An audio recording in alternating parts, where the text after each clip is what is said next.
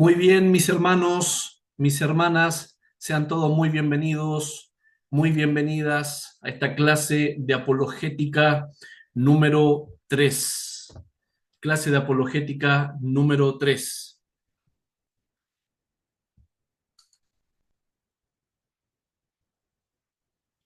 Y como ustedes pueden ver ahí en su pantalla, la clase anterior terminamos compartiendo una regla práctica, una regla pastoral y una regla apologética, que a ustedes como estudiantes, por supuesto, les puede ayudar muchísimo a la hora de enseñar. La mansedumbre gobierna el corazón. La contienda gobierna el compromiso con la verdad. Nunca debemos negociar la verdad. Y eso lo aprendimos con Judas en su único capítulo, en el verso 3.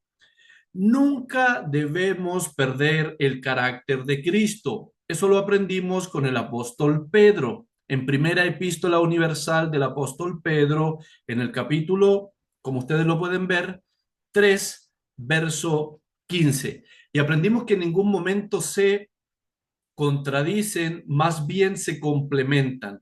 Lo importante antes de sacar las conclusiones, antes de decir, oye, la Biblia aquí se está contradiciendo, no. Debemos estudiar el contexto y debemos estudiar el trasfondo histórico. Pedro está escribiendo específicamente para una clase de personas y Judas está escribiendo para otra clase de personas. Pedro está escribiendo ante incrédulos. Judas está escribiendo ante falsos profetas, falsos maestros, etcétera, etcétera. Por eso Pedro dice, respondan con mansedumbre. Y por eso Judas dice, oye, contiende ardientemente por tu fe. Porque cada uno tiene un contexto diferente, pero en ningún momento se están contradiciendo. Y concluimos diciendo que la apologética bíblica no es ni cobarde ni mucho menos violenta. La apologética bíblica es valiente en convicción y tiene un carácter que es santo, santo. Mis hermanos queridos, también tenemos otros textos donde podemos fundamentar el carácter a la hora de defender la fe de una manera racional. El apóstol Pablo escribe a la iglesia ubicada en Filipos, en el capítulo 1, verso 7. El apóstol Pablo dice, como me es justo sentir esto de todos vosotros, por cuanto os tengo en el corazón y en mis prisiones y en la defensa y confirmación del Evangelio.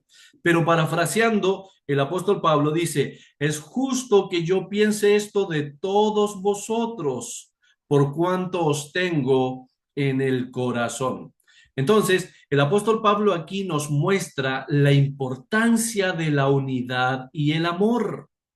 Pablo nos está, aunque nos está hablando de defensa, de defender, él nos está mostrando la importancia de la unidad y el amor a la hora de presentar defensa de nuestra fe. Entonces ya no solo tenemos a Pedro hablando de la apologética, no solo tenemos a Judas, ahora también tenemos al apóstol Pablo, aquí escribiendo en Filipenses 1:7. Y aunque él dice que tiene su defensa del Evangelio, enfatiza la unidad y el amor, tal cual como lo hace el escritor a los hebreos, cuando dice, seguid la paz con todos y la santidad, porque sin estas cosas nadie verá al Señor.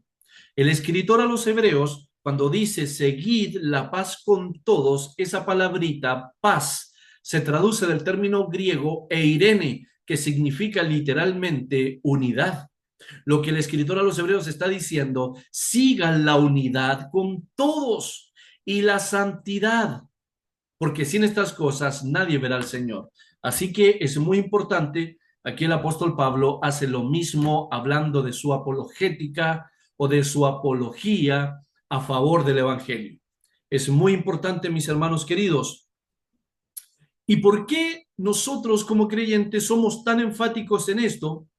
porque un gran número de creyentes desea defender su fe. Muchos creyentes quieren defender su fe, pero se olvidan, lamentablemente, no todos, pero un gran número se olvidan que son cristianos, se olvidan de Cristo y disparan verbalmente, pero de manera agresiva contra todo mundo.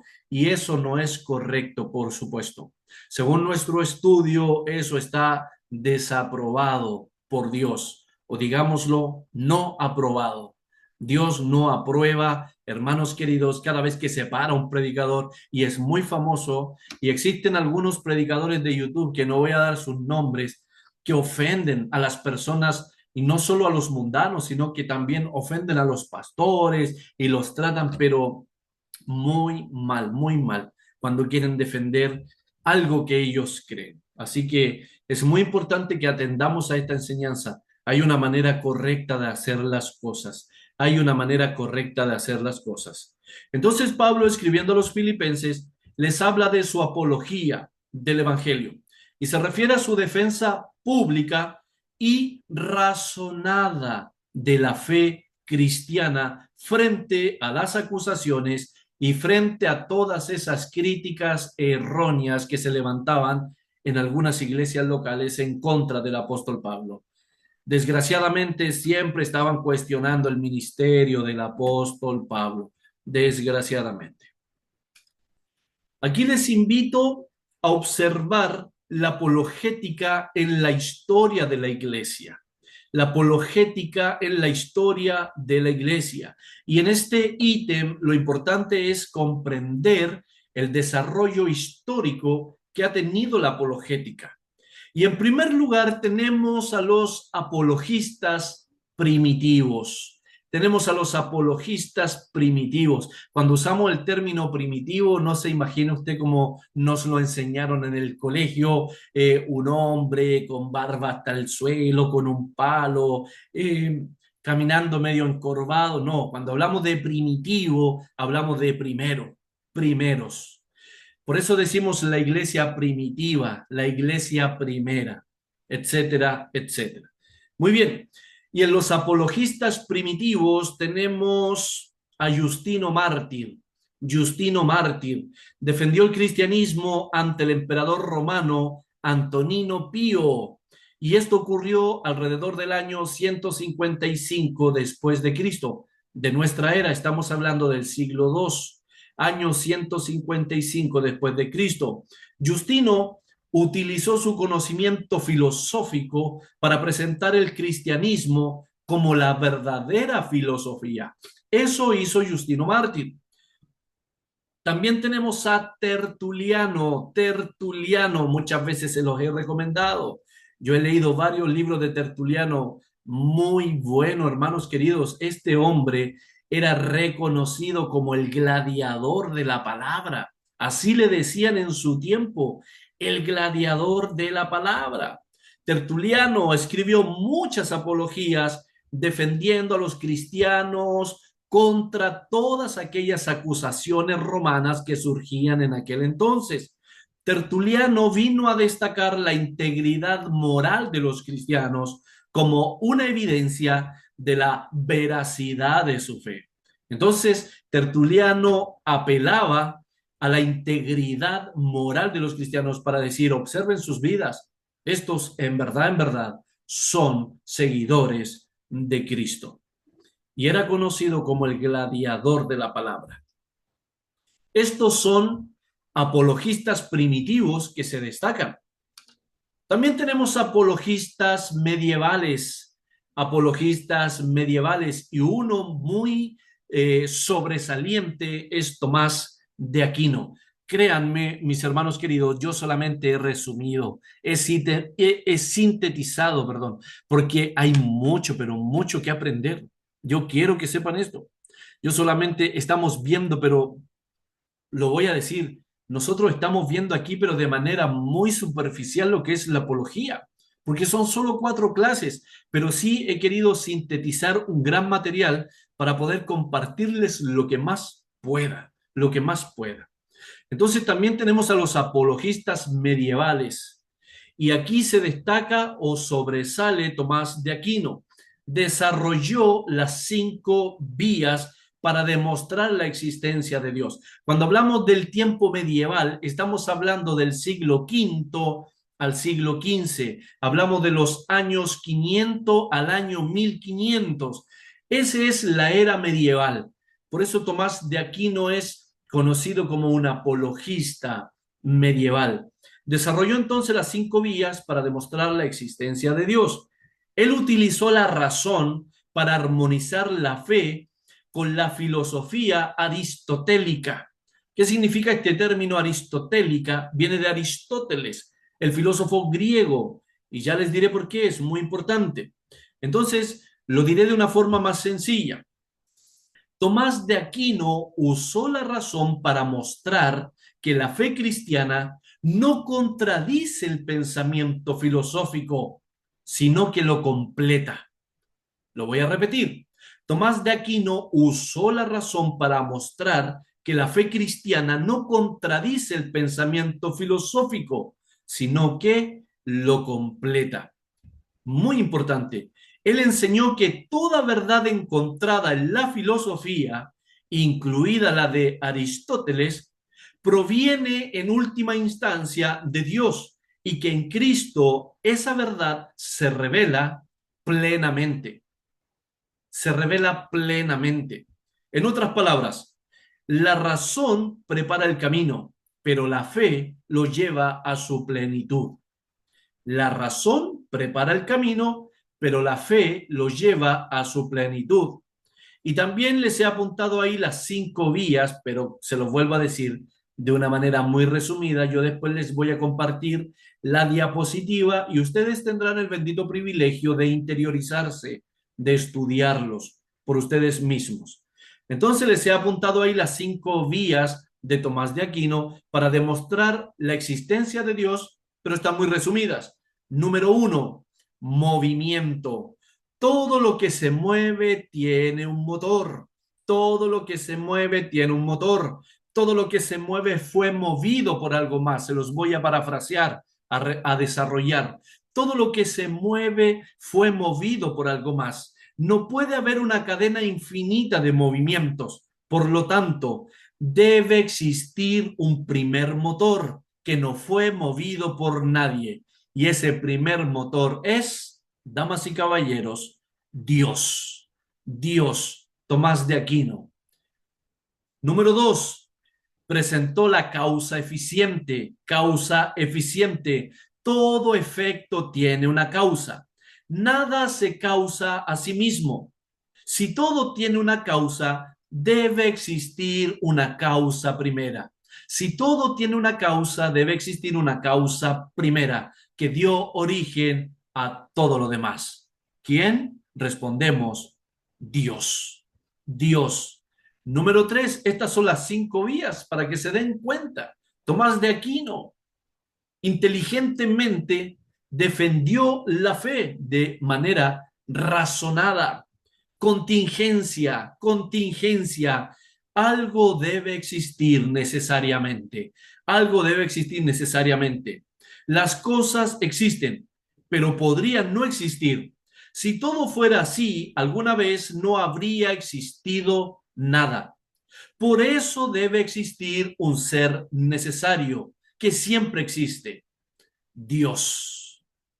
Yo sé que a la primera no la van a captar, por supuesto, si tenemos que estar entrenados y ejercitados en esto. Y para eso es importante la lectura. La lectura, hermanos queridos, la memorización es lo único que ayuda a nuestro cerebrito a aumentar. Es como un músculo. Cuando usted comienza a ir al gimnasio y comienza con una mancuerna de 1 kilito, 2 kilitos y poco a poco ya después no le hacen nada a esos 2 kilos. Usted quiere 10 kilos, 15 kilos. ¿Para qué? Para que el músculo siga creciendo. Así es nuestra mente, así es nuestro cerebro. Usted tiene que comenzar leyendo la Biblia, memorizando versículos y después tírese unos buenos clavados en las disciplinas cristianas que nos presenta la teología. Y así comienza a aumentar el músculo, por decirlo de alguna manera, de nuestro cerebro. Muy bien. Número 4, grados de perfección. Grados de perfección. Hay un grado máximo de perfección. Reconocemos cosas más o menos buenas. Es lo que decía Tomás de Aquino. Reconocemos cosas más o menos buenas, verdaderas o perfectas. Esto implica que existe un máximo de perfección con el cual todo se compara. ¿Quién? Dios. Dios. Y número 5, finalidad. Finalidad. El universo tiene orden y propósito. El universo tiene orden y propósito. El universo funciona con orden y con propósito, aún sin tener inteligencia. Esto muestra que alguien inteligente lo dirige. Damas y caballeros, Dios. Dios. Qué mentes más brillantes. No hay duda alguna, mis hermanos queridos, queridos compañeros y estudiantes, que el Espíritu Santo de Dios les dio tal sabiduría. No existe duda alguna de eso. En resumen, Tomás no intenta, imagínese, Tomás de Aquino no intenta probar a Dios por la Biblia. Él no tiene intención de demostrar la existencia de Dios por medio de la Biblia, sino que él hace su aparición para mostrar que la razón humana también apunta hacia él. La razón humana también apunta hacia él. Este es un apologista medieval que se destaca. También tenemos los apologistas modernos. Yo sé que muchos de ustedes lo han visto en fotos, en comentarios, en Facebook, en las redes sociales, etcétera, etcétera. Tenemos a C.S. Lewis. Escribió un libro titulado Mero Cristianismo y ahí él presenta argumentos racionales a favor del cristianismo. Lewis fue un escritor, profesor, filósofo y apologista cristiano del siglo XIX. Por eso es un apologista moderno. Y él utilizó analogías cotidianas para explicar conceptos teológicos complejos. Un apologista de los modernos.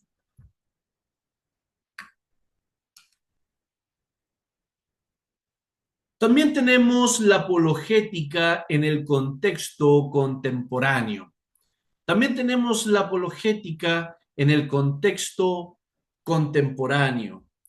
Y aquí, cuando nos introducimos en este ítem, el objetivo principal es analizar los desafíos actuales que debe enfrentar la fe cristiana y cuáles son esos desafíos actuales.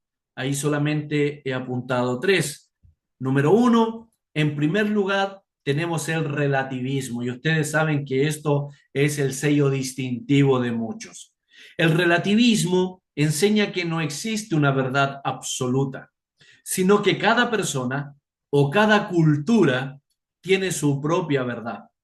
Un ejemplo de relativismo es cuando se sostiene una conversación, tú estás conversando con alguien y alguien podría decir, eso es verdad para ti, pero no para mí. Eso es el relativismo y es un desafío actual para la fe cristiana. Número 2, en segundo lugar, tenemos el secularismo. El secularismo. Esta es la idea de que la religión y el gobierno deben estar enteramente separados. En palabras sencillas, es la tendencia a excluir lo religioso de la vida pública. Eso es el secularismo. Significa que las leyes, las decisiones políticas y la educación pública no deben basarse para nada en ninguna religión, en ninguna religión. Es por eso que en muchos lugares las decisiones políticas y las decisiones sociales se toman sin considerar principios y fundamentos religiosos. Y esto, el secularismo, ya es algo que nosotros lo podemos ver en muchos establecimientos, en muchos. También tenemos el pluralismo religioso. El pluralismo religioso. Esta es la creencia de que todas las religiones tienen valor. Todas las religiones tienen valor y cada una de ellas pueden conducir al hombre a Dios o a la verdad. Pero cada una de estas religiones a su manera. a su manera. Un ejemplo de pluralismo religioso es cuando alguien dice los cristianos, los musulmanes, los budistas y los judíos adoran al mismo Dios, solo que cada uno le tiene diferentes nombres. Eso es el pluralismo religioso. Entonces, hermanos queridos, esos son algunos ejemplos, por supuesto, solo algunos ejemplos de los desafíos actuales que nosotros podemos observar, podemos observar. Y ante todos estos desafíos actuales que nosotros como cristianos debemos enfrentar, por supuesto, debemos saber esto, también tenemos respuestas apologéticas. Nosotros también tenemos respuestas apologéticas y menciono solo algunas. Yo solo les doy los conceptos para que ustedes después se interioricen, profundicen más.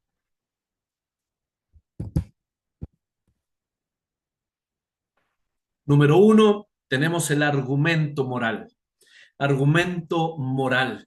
Este argumento dice, en pocas palabras, que la existencia de la moral objetiva, y aquí coloque mucha atención, la existencia de la moral objetiva, el bien y el mal verdaderos, lo cual es válido para todos, solo puede explicarse si existe Dios como fundamento de esa moral. Si hay valores morales objetivos, debe haber un Dios que los sustente. ¿Por qué? Porque sin Dios, la moral sería solo una opinión humana. Sin Dios, la moral sería solo una opinión humana. Ahora, ¿cuáles son los ejemplos? Yo sé que muchos se lo están preguntando, hermano Esteban o Esteban, me cuesta un poco comprender esto, ningún problema. Coloque atención. Ahora vamos a bajar 2 peldaños más para simplificarlo. Mire, ¿cuáles son los ejemplos de valores morales objetivos? En primer lugar, la justicia. ¿Es bueno ser justo o no es bueno ser justo? Es bueno ser justo y es malo ser injusto. Esos son valores morales objetivos. Esto sin duda habla de que Dios existe. La honestidad, por ejemplo, decir la verdad siempre ha sido moralmente correcto. El respeto por la vida, matar por placer o injustamente, sabemos que es malo. La bondad y la compasión. Nosotros sabemos que ayudar al necesitado es bueno. La fidelidad, por ejemplo, cumplir promesas y compromisos, sabemos que es moralmente correcto. La equidad, tratar a las personas con igualdad y dignidad, sabemos que eso es bueno. Y por supuesto también tenemos el amor, actuar buscando el bien del otro, sabemos que eso es moralmente correcto. Entonces, el argumento moral dice que la existencia de una moral objetiva, lo que yo les acabo de mencionar, ¿cierto? Sin duda alguna apunta a un legislador moral. Todas las morales o todos los argumentos morales objetivos apuntan a un legislador que es moral. Ese es el argumento moral. Es muy importante. Hay que estudiarlo más, por supuesto que sí. Como les dije, si nos cuesta es porque no estamos ejercitados en las escrituras, pero por eso estamos estudiando, porque queremos ejercitarnos. Siempre hay que comenzar de alguna manera. Número dos, tenemos el argumento cosmológico. Tenemos el argumento cosmológico. Este argumento dice, en pocas palabras, que todo lo que comienza a existir tiene una causa. Y como el universo comenzó a existir, debe tener una causa fuera de sí mismo, y esa causa, damas y caballeros, es Dios. Este argumento enseña que el universo no pudo surgir de la nada, porque algo lógico les puedo decir, de la nada, ¿qué puede venir? De la nada, nada puede venir. De la nada, nada puede ocurrir. Eso es algo lógico, ¿cierto? Entonces, Dios es la causa primera de todo lo que existe. Todo lo que comienza a existir tiene una causa y esa causa es Dios. Ese es el argumento cosmológico. Hasta aquí tenemos dos argumentos, hermanos queridos, solo dos. Y número tres, tenemos el argumento teleológico. Léalo bien, teleológico. Este argumento también es llamado, para que les suene, para que les sea más fácil pronunciar, el argumento del diseño. El argumento del diseño. Y este argumento enseña que el orden, enseña que la complejidad y la finalidad del universo muestran evidencia de un diseñador inteligente que por supuesto es Dios. Este es uno de mis argumentos favoritos. Se los tengo que contar. Soy honesto. Este es uno de mis argumentos favoritos, el argumento teleológico del diseño. Es como cuando tú vas caminando por la arena en el mar y te encuentras un reloj. Y es una ilustración muy conocida. Te encuentras un reloj, lo abres y te das cuenta cómo cada pieza milimétricamente ha sido colocada ahí para avanzar, para girar, para retroceder, para marcarte la hora y etcétera, etcétera. Y de repente alguien te dice, oye, mira ese reloj, mira esta complejidad. Sí, ese reloj salió de la nada. ¿What? ¿En serio tú creerías eso? Así en nuestra vida, hermanos queridos, la complejidad del ser humano, la complejidad del universo, y de repente aparece alguien y dice, sí, mira, eso salió de la nada. Eso salió de la nada, una explosión, ¡pum! Y todo eso apareció. Entonces, el argumento teleológico es el argumento del diseño. Este es un argumento muy poderoso a favor de la existencia de Dios. El argumento teleológico. Todo lo que nosotros vemos, la complejidad de todo, la finalidad de todo, nos muestran, nos dan la evidencia de un diseñador inteligente. Y ese diseñador inteligente es Dios. Entonces, el mundo no solo parece haber sido hecho con propósito y armonía, sino que todo apunta a un creador consciente y sabio. Toda la complejidad que conlleva el universo indica un diseñador inteligente. Ese es el argumento teleológico, el argumento del diseño.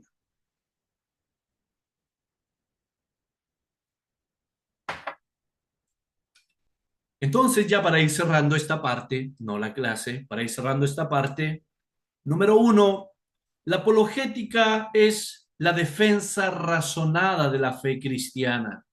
La apologética está fundamentada en las escrituras y ha sido practicada a lo largo de toda la historia de la iglesia.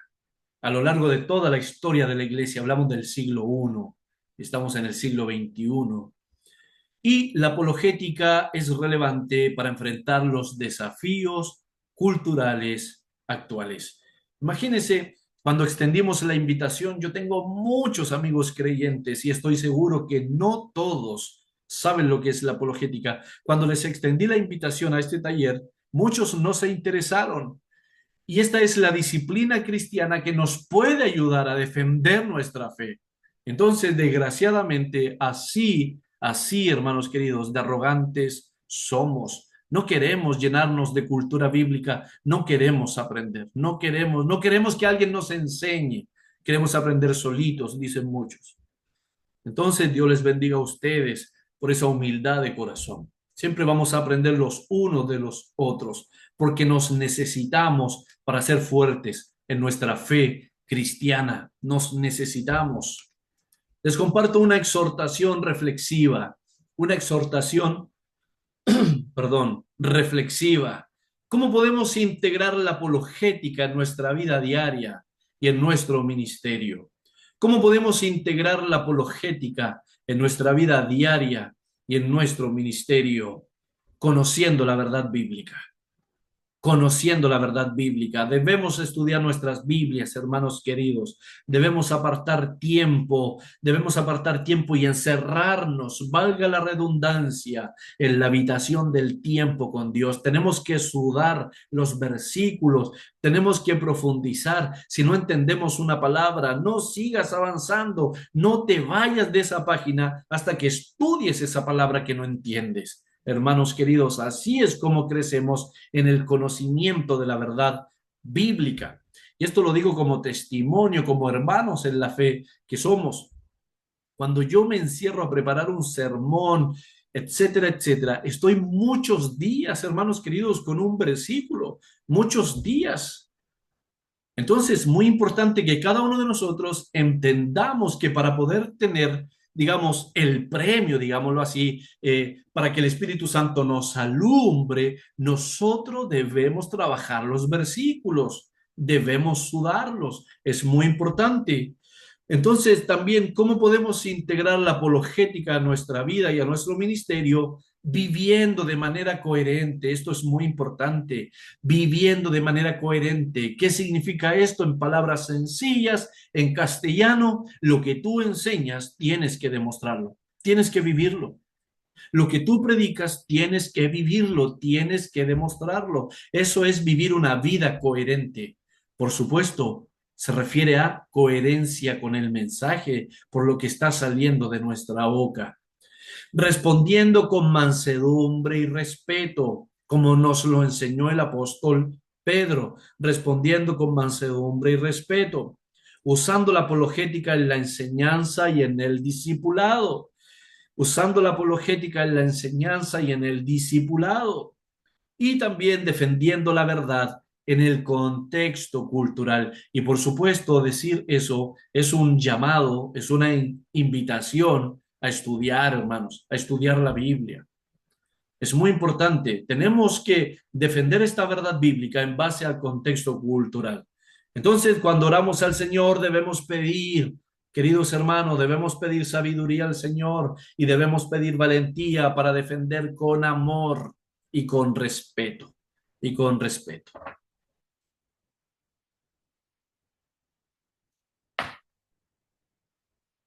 Seguimos avanzando. Debemos saber que responder a todos es una necesidad. Responder a todos es una necesidad. Ustedes, como estudiantes serios de la Biblia, deben comprender que defender la fe de manera racional, escúchelo bien, es una obligación bíblica. Defender la fe de manera racional es una obligación bíblica, es una necesidad práctica y es una bendita oportunidad evangelística, y nosotros debemos llegar a comprender eso. Pregunta, ¿por qué necesitamos responder? ¿Por qué necesitamos responder? Entonces, la idea central aquí siempre será que la fe cristiana no teme a las preguntas. La fe cristiana no le tiene miedo a las interrogantes de los opositores de la Biblia y de los incrédulos, de nuestros familiares incrédulos. Hermanos queridos, la fe no teme a las preguntas. ¿Sabe por qué? Porque su fundamento es la verdad. El fundamento de la fe es la verdad. Además, nuestro Dios jamás nos ha llamado a una fe ciega. Jamás hemos sido llamados a una fe ciega, sino que Él nos ha llamado a una fe que es razonable. Una fe que es razonable. Y con esto no estoy diciendo que el aleluya y gloria a Dios es malo, no estoy diciendo eso, es bueno, nuestra devoción, nuestro fuego. Pero si usted va a la universidad y su profesor ateo y su compañero ateo, su profesor de filosofía o su profesor de biología, de ciencias, el de química, ateo, si a usted lo coloca a prueba en la sala de clase, usted con puro aleluya y gloria a Dios, no lo va a convencer. Necesita defender su fe de manera razonada. Necesita defender su fe con argumentos sólidos. y no con aleluya y gloria a Dios. Eso es para la iglesia, para nuestra devoción, para nuestra reunión secreta con el Señor. Y eso es bueno, por supuesto. Ese fuego es bueno, pero no nos sirve a la hora de defender la fe. ¿Se da cuenta? Por eso es muy importante que estudiemos la apologética. Y Dios no nos ha llamado a una fe ciega, Él nos ha llamado a una fe que es razonable. Mire, yo he apuntado un texto ahí que a mí me encanta muchísimo, Isaías 1:18. Dice, venid luego, dice Jehová, y estemos a cuenta. Sabemos que el texto es más amplio, es más extenso, está hablando de los pecados que son rojos como el carmesí, y etcétera, etcétera, que serán como la blanca lana, ¿cierto? Lo sabemos. Pero mire lo que dice, venid luego, dice Jehová, y estemos a cuenta. Esa palabrita me encanta a mí. La palabra a cuenta en el hebreo es yakaj, yakaj, y significa razonar juntos. Ven luego que vamos a razonar juntos. Significa debatir, presentar argumentos, etcétera, etcétera. ¿Qué es lo que nos está diciendo Isaías 1:18? Que Dios es un Dios que busca razonar con el hombre. Isaías 1:18 es una invitación al pueblo. Ven luego, date prisa. Y se lo voy a parafrasear en el original hebreo. Dios le dice a Israel, ven luego, date prisa, que vamos a razonar sobre tu pecado. Quiero conversar sobre tu pecado. Eso es lo que quiero, pero vamos a razonar juntos. ¿Por qué fallas tantas veces, Esteban? Eso es lo que le está diciendo el Señor al pueblo de Israel. Venid luego y estemos a cuenta. Vamos a razonar, vamos a debatir. Tú me vas a presentar tus argumentos, yo te voy a escuchar. Y como le dijo a Job, ahora Job, cállate y tú me vas a oír a mí.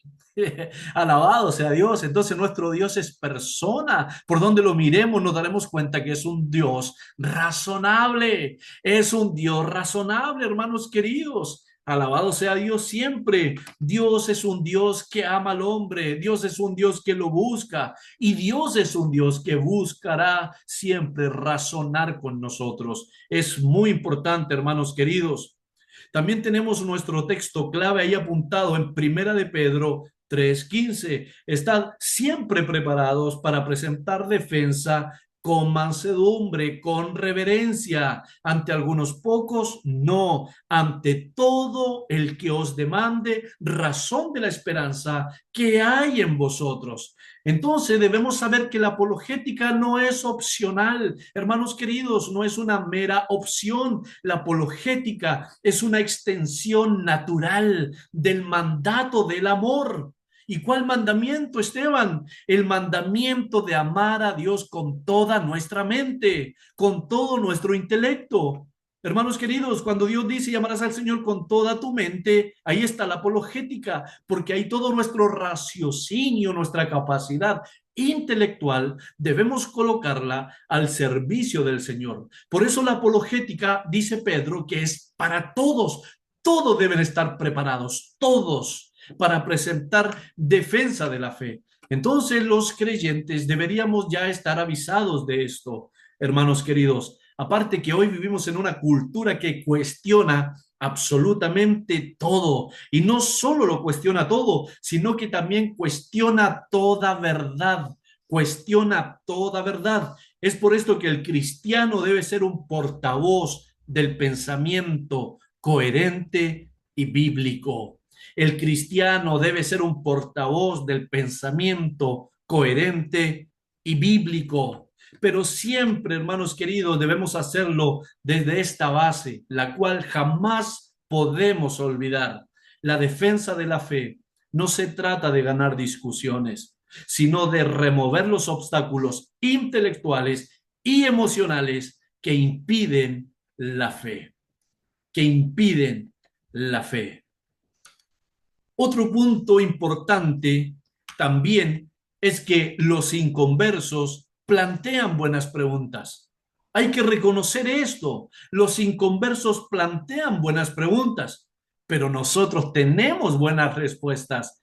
Eso también es una verdad maravillosa.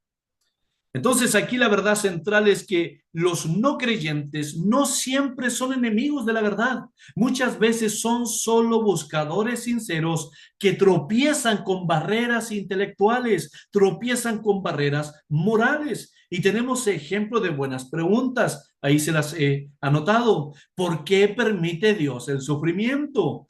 ¿Cómo sabemos que la Biblia es confiable? ¿Qué pasa con los que nunca oyeron el Evangelio? No son todas las religiones iguales, etcétera, etcétera, etcétera. Hay un sinnúmero de buenas preguntas que levantan los incrédulos, pero también existe un gran número de buenas respuestas que tenemos nosotros, los creyentes.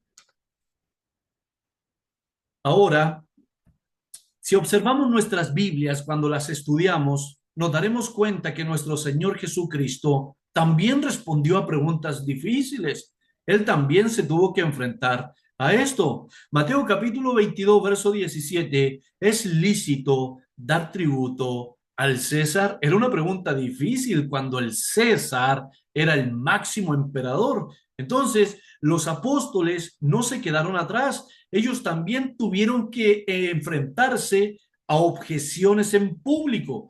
De hecho, el apóstol Pablo llega a Tesalónica y se enfrenta a esto. Ahí en Hechos capítulo 17, verso 2, dice, y Pablo como acostumbraba, mire, como acostumbraba, ya era una costumbre, ¿qué cosa? Fue a ellos y por 3 días de reposo discutió con ellos.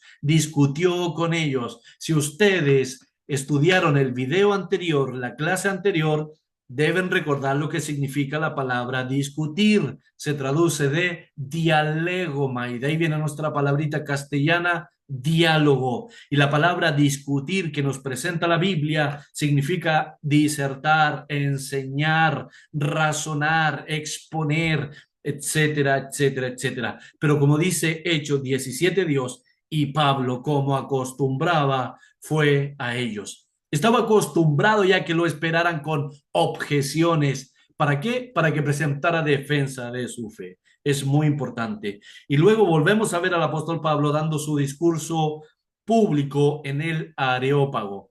Cuando encuentren esa palabrita en la narrativa de los Hechos, en el capítulo 17, versos 22 y 23, el Areópago significa el monte de Ares, el dios de la guerra, el dios griego. Imagínense ahí en el Areópago, en el monte de Ares, se juntaban los más grandes pensadores de Grecia, hermano. Los filósofos, imagínate de estar en medio de todos ellos hablando de Cristo vive, Dios te bendiga. Entonces, si imagínate estar en medio de todos estos sabios, hombres con tremendos cerebros, y el apóstol Pablo estuvo ahí discutiendo, presentando defensa de su fe de manera extraordinaria. ¿Y sabes qué? Dice la escritura que formó una división. Muchos se burlaron, pero otros se interesaron del mensaje del apóstol Pablo. Imagínate ganarte a un filósofo. Aleluya. Alabado sea Dios. Entonces nuestro Señor Jesucristo, los apóstoles respondieron a preguntas, respondieron a interrogantes. ¿Por qué? Porque ignorar las preguntas, ignorar las interrogantes de los incrédulos es ignorar su alma. Ignorar sus interrogantes es ignorar su alma. Usted y yo debemos escuchar con empatía las inquietudes reales de las personas, inquietudes reales de las personas. Eso es muy importante, porque la apologética comienza con escuchar de manera humilde. La apologética comienza con escuchar de manera humilde. Ahora, también es importante que estemos siempre conscientes de que nosotros debemos tener buenas respuestas, respuestas coherentes, razonadas, etcétera, etcétera. El cristianismo no es solo verdadero para mí, sino que también es objetivamente verdadero. El cristianismo no es solo verdadero para mí, el cristianismo es objetivamente verdadero. Es por eso que el cristiano puede ofrecer respuestas sólidas. Y les comparto algunos aspectos ahí que son claves. Número uno, Dios existe, el universo, el orden moral y la vida apuntan a un creador. Número dos, la Biblia es confiable, la arqueología, los manuscritos y la coherencia histórica la respaldan. Número tres, Cristo resucitó. Este es el hecho central que valida la fe cristiana. Y alabado sea Dios por eso. Entonces, ya vamos poco a poco terminando. Observemos ahora algunos fundamentos teológicos. Fundamentos teológicos. Y en primer lugar tenemos que Dios es un Dios o Dios es un ser con ese grande, con ese mayúscula. Dios es un Dios o un ser que es racional.